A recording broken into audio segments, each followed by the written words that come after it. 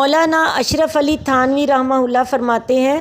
جس گناہ کو صغیرہ یعنی چھوٹا گناہ کہا جاتا ہے وہ بڑے گناہ کے مقابلے میں چھوٹا ہے، ورنہ ہر گناہ اس حیثیت سے کہ اس میں اللہ اور رسول کی نافرمانی ہے بڑا گناہ ہی ہے۔ کبیرہ گناہوں اور صغیرہ گناہوں میں سے کچھ نمایاں گناہوں سے بچنا ضروری ہے، ان سے بچیے، اسی میں دنیا اور آخرت کی کامیابی ہے۔ شرک، بدکاری، لواطت، شراب یا کوئی اور نشہ پیدا کرنے والی شے پینا یا کھانا، چوری کرنا، پاک دامن عورتوں پر بدکاری کا الزام لگانا، ناحق کسی کو قتل کرنا،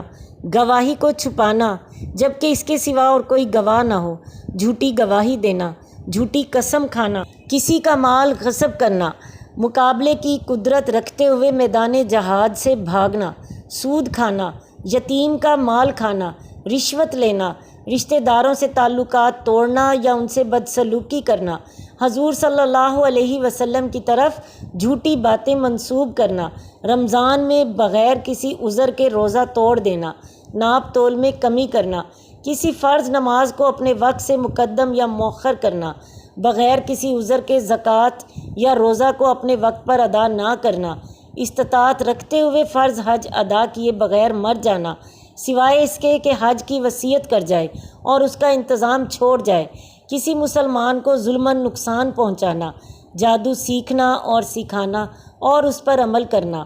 مضطر ہوئے بغیر مردار جانور کا گوشت کھانا، غیبت کرنا، جوا کھیلنا، خودکشی کرنا یا اپنے کسی عضو کو خود تلف کر دینا، کسی کو گناہ پر آمادہ کرنا یا کسی کو گناہ کرنے پر امداد دینا، حاکم کا حق سے منہ پھیر لینا، زمین میں فساد پھیلانا وغیرہ وغیرہ۔ اگر اللہ نہ کرے اس میں سے کوئی بھی گناہ آپ سے سرزد ہو گیا ہے غلطی سے یا انجانے سے تو آج ہی توبہ کر لیں، کل نامعلوم ہو یا نہ ہو۔